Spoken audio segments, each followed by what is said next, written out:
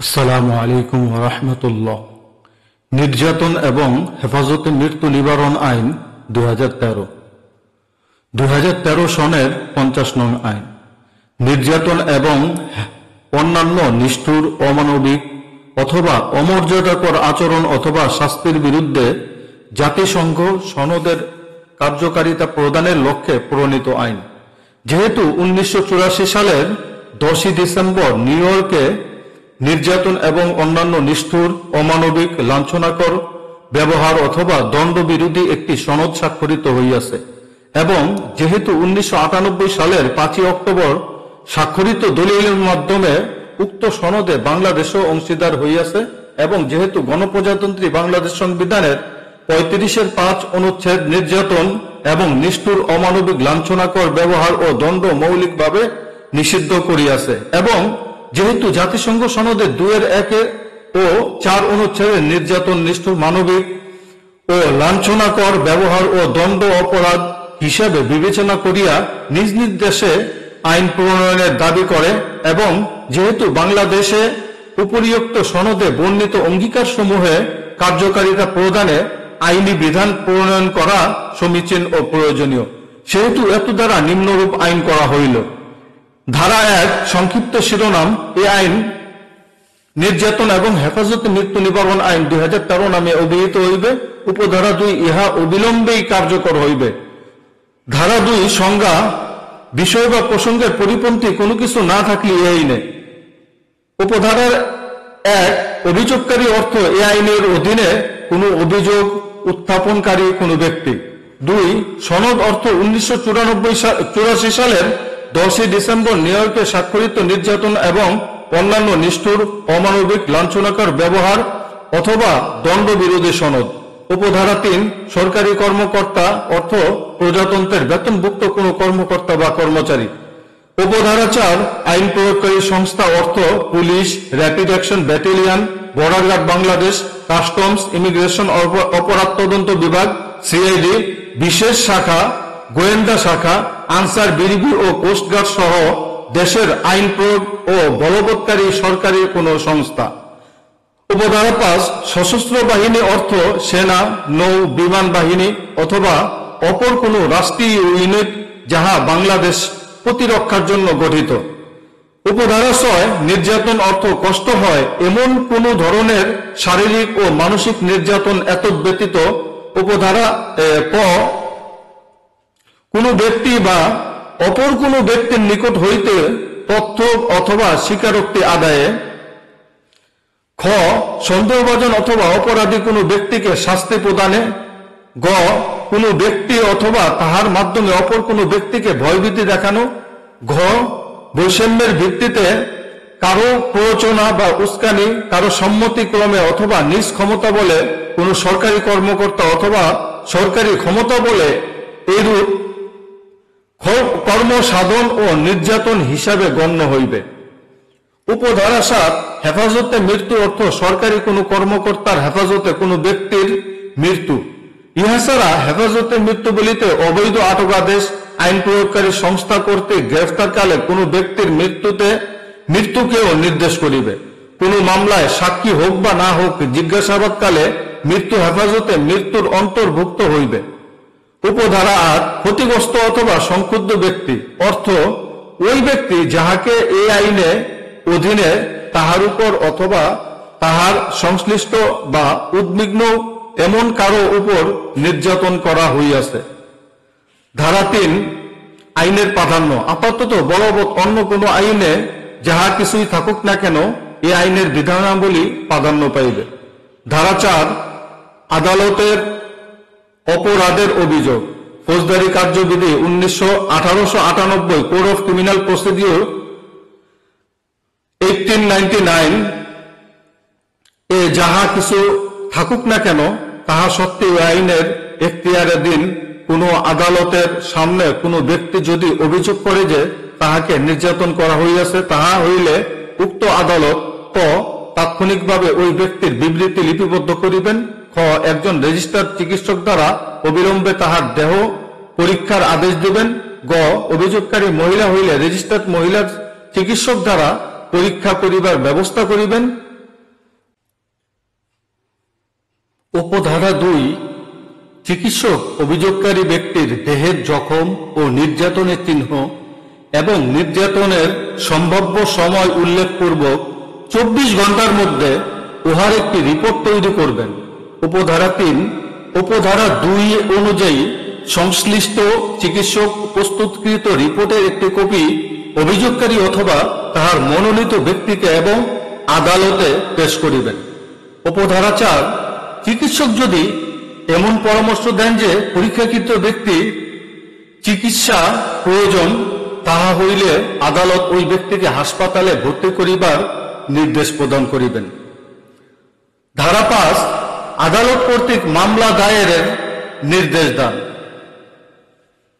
ধারা 4 এর উপধারা 1 ক অনুযায়ী বিবৃতি লিপিবদ্ধ করিবার পর আদালত অনতিবিলম্বে বিবৃতির একটি কপি সংশ্লিষ্ট পুলিশ সুপারের কাছে বা ক্ষেত্র তদূর্ত কোনো পুলিশ কর্মকর্তার কাছে প্রেরণ করিবেন এবং একটি মামলা দায়েরের নির্দেশ করিবেন। উপধারা 2 পুলিশ সুপার উক্ত আদেশপ্রাপ্তির পরপরই ঘটনা তদন্ত করিয়া চার্জ বা চার্জবিহীন রিপোর্ট পেশ করিবেন। তবে শর্ত থাকে যে সংশ্লিষ্ট সংক্ষুব্ধ ব্যক্তি যদি মনে করেন যে পুলিশ দ্বারা সুষ্ঠুভাবে তদন্ত সম্ভব নয়, সেক্ষেত্রে উক্ত ব্যক্তি যদি আদালতে আবেদন করেন এবং আদালতে যদি তাহার আবেদনে এই মর্মে সন্তুষ্ট হন যে সংক্ষুব্ধ ব্যক্তির আবেদন যথার্থ, সেক্ষেত্রে আদালত বিচার বিভাগীয় তদন্তের নির্দেশ প্রদান করিতে পারিবেন। উপধারা 3 রিপোর্ট দাখিলের সময় তদন্ত কর্মকর্তা ক্ষেত্রমত বিচার বিভাগীয় তদন্ত কর্মকর্তা ধারা 4 এর 1 এর অধীন বিবৃতি প্রদানকারী ব্যক্তিকে তারিখ সহ রিপোর্ট দাখিল সম্পর্কে আদালতকে অবহিত করিবেন।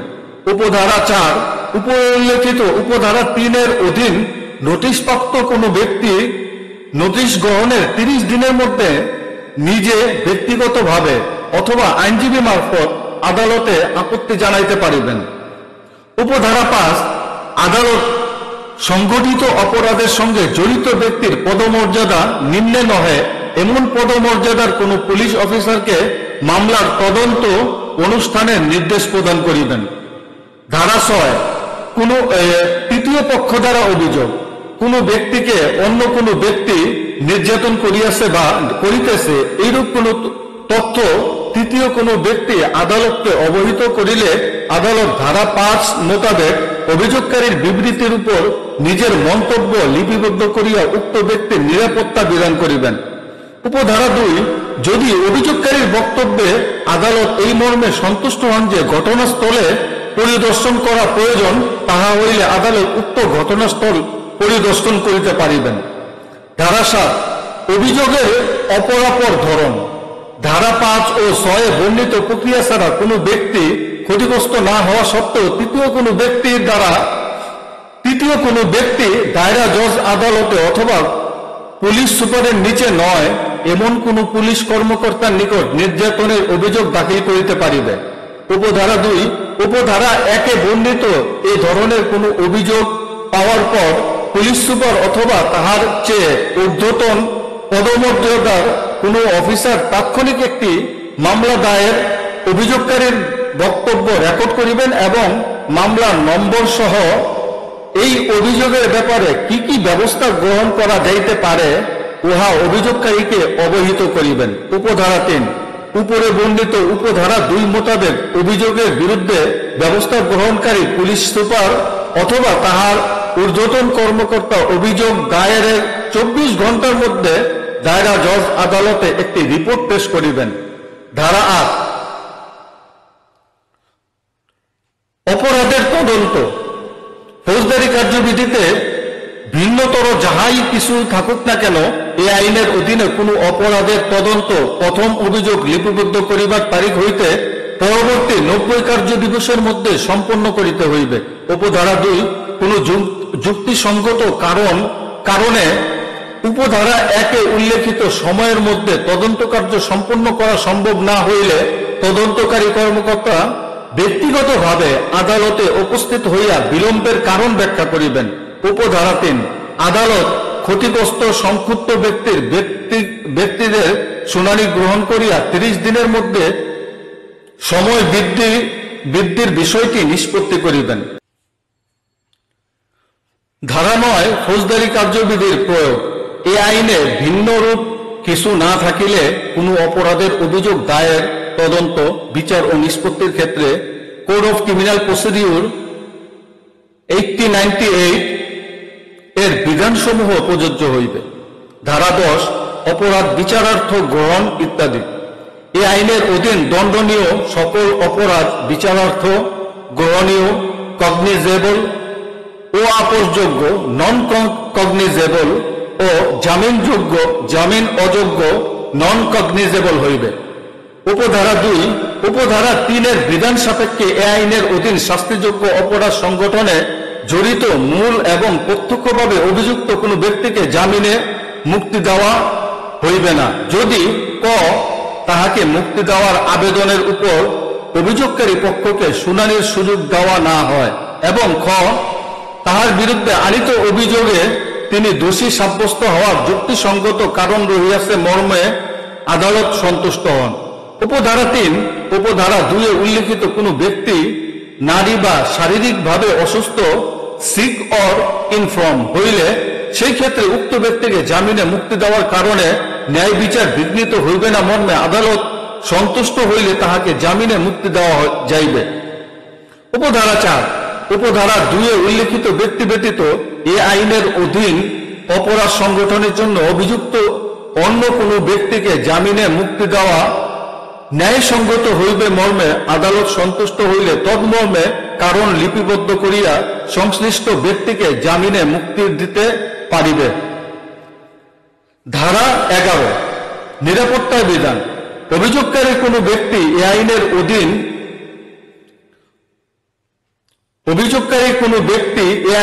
অভিযুক্ত কোনো ব্যক্তির বিরুদ্ধে নিরাপত্তার বিধানকল্পে দায়রা জজ আদালতে পিটিশন দায়ের করিতে পারিবেন। উপধারা ২ রাষ্ট্র এবং যাহার বিরুদ্ধে নিরাপত্তা চাওয়া হইয়াছে তাহাদেরকে উক্ত পিটিশনে পক্ষভুক্ত করা যাইবে। উপধারা ৩ পিটিশন গ্রহণ করিয়া আদালত বিবাদীকে ৭ দিনের নোটিশ জারি করিবে এবং ১৪ দিনের মধ্যে পিটিশনের উপর একটি আদেশ প্রদান করিবেন।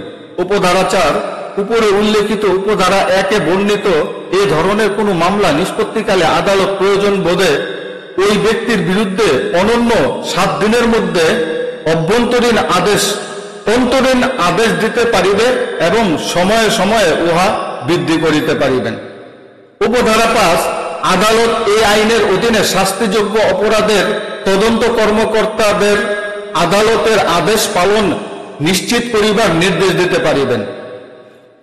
উপধারা ৬ আদালত নিরাপত্তা প্রার্থীদের আবেদনের প্রেক্ষিতে যথাযথ ব্যবস্থা গ্রহণের আদেশ দিতে পারিবে এবং প্রয়োজন বোধে আদালত স্থানান্তর এবং বিবাদের নির্দিষ্ট কোনো এলাকায় প্রবেশে নিষেধাজ্ঞা জারি করা সহ নিরাপত্তার বিশেষ ব্যবস্থা গ্রহণ করিতে পারিবে। ধারা ১২ যুদ্ধ অথবা অন্য ধরনের অজুহাত গ্রহণযোগ্য। এই আইনের অধীনে কৃত কোনো অপরাধ, যুদ্ধ অবস্থা, যুদ্ধের হুমকি, অভ্যন্তরীণ রাজনৈতিক অস্থিতিশীলতা অথবা জরুরি অবস্থা অথবা ঊর্ধ্বতন কর্মকর্তা বা সরকারি কর্তৃপক্ষের আদেশ করা হইয়াছে, এইরূপ অজুহাতে অগ্রহণযোগ্য হইবে। ধারা ১৩ অপরাধসমূহ। কোনো ব্যক্তি অপর কোনো ব্যক্তিকে নির্যাতন করিলে তাহা ওই ব্যক্তির কৃত একটি অপরাধ হিসেবে গণ্য হইবে। উপধারা ২ কোনো ব্যক্তি উপধারা ১ এ বর্ণিত কোনো অপরাধ ক সাধনে উদ্যোগী হন, খ সংগঠনের সহায়তা ও প্ররোচিত করেন অথবা গ সংগঠনে ষড়যন্ত্র করেন, তাহা হইলে এ আইনের অধীনে তিনি অপরাধ করিয়াছেন বলিয়া গণ্য হইবে। উপধারা ৩ এ আইনে কৃত অপরাধের দায়ভার অপরাধীকে ব্যক্তিগতভাবে বহন করিতে হইবে। ধারা ১৪ বিচার। এ আইনের অধীন কোনো অপরাধের বিচার কেবলমাত্র দায়রা জজ আদালতে অনুষ্ঠিত হইবে। উপধারা ২ মামলা দায়েরের ১৮০ দিনের মধ্যে বিচার কার্য নিষ্পন্ন করিতে হইবে। উপধারা ৩ কোনো যুক্তিসঙ্গত কারণে উপধারা ২ এর অধীন সময়সীমার মধ্যে মামলার বিচার কার্য সমাপ্ত করা সম্ভব না হইলে আদালত পরবর্তী ৩০ দিনের মধ্যে বিচার কার্য সমাপ্ত করিবেন। ধারা 15, কোনো ব্যক্তি এই আইনের ধারা 13 উপধারা 1 অধীনে দোষী সাব্যস্ত হইলে তিনি অনন্য 5 বছরের সশ্রম কারাদণ্ড অথবা অন্যান্য 50,000 টাকা অর্থদণ্ড বা অভয় দণ্ডে দণ্ডিত হইবেন এবং উহার অতিরিক্ত 25,000 টাকা ক্ষতিগ্রস্ত সংক্ষুব্ধ ব্যক্তিদেরকে ক্ষতিপূরণ প্রদান করিবেন।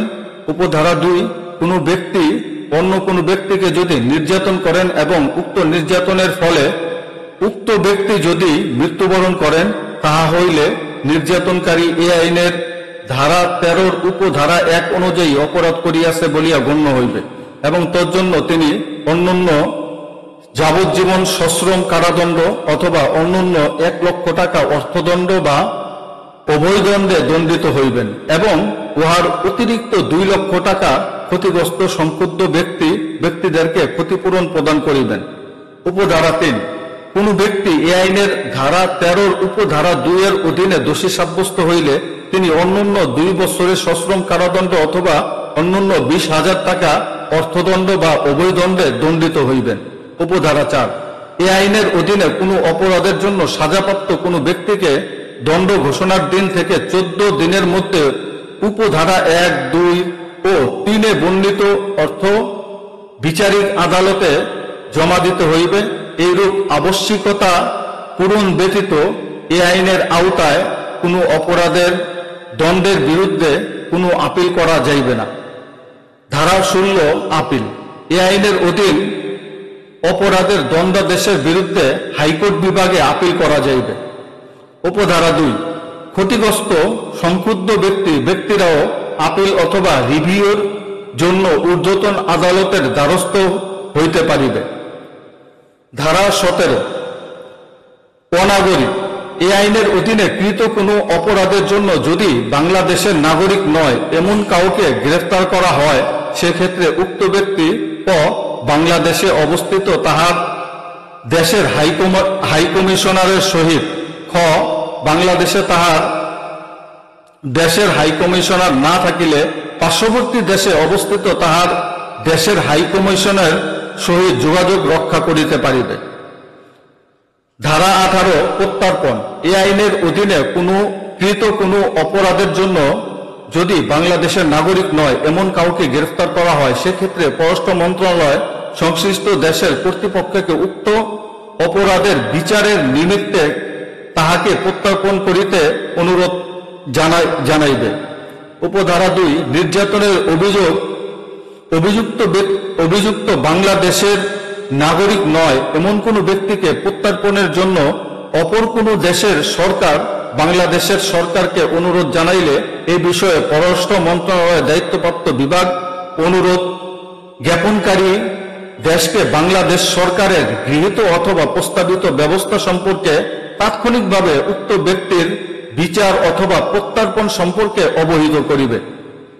উপধারা 3, এই আইনের অধীন নির্যাতনের অপরাধে অভিযুক্ত বাংলাদেশের নাগরিক নয় এমন কোন ব্যক্তিকে প্রত্যর্পণের জন্য সংশ্লিষ্ট দেশের সরকার অনুরোধ করিলে প্রত্যর্পণ আইন 1974 অনুযায়ী ব্যবস্থা গ্রহণ করা হইবে।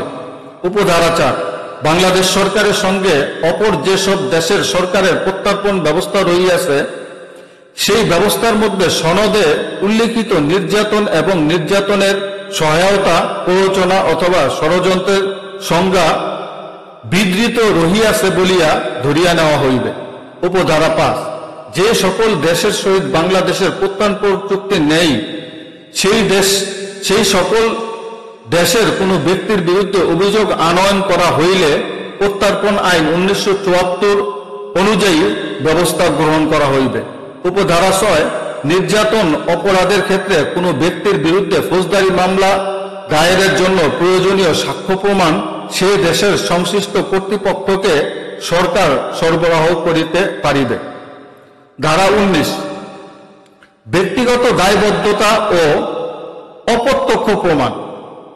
কোন সরকারি কর্মকর্তা অথবা তাহার পক্ষে কর্তব্যরত কোনো ব্যক্তি গাফিলতি অথবা অসতর্কতার কারণে অভিযোগকারী ক্ষতিগ্রস্ত হইলে অভিযুক্ত ব্যক্তিকে প্রমাণ করিতে হইবে যে তাহার বা তাহার পক্ষে কর্তব্যরত ব্যক্তি গাফিলতি বা অসতর্কতার কারণে ওই ক্ষতি হয় নাই।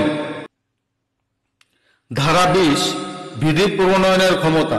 সরকার সরকারি গেজেট প্রজ্ঞাপন দ্বারা এই আইনের উদ্দেশ্য পূরণ কল্পে বিধি প্রণয়ন করিতে পারিবেন।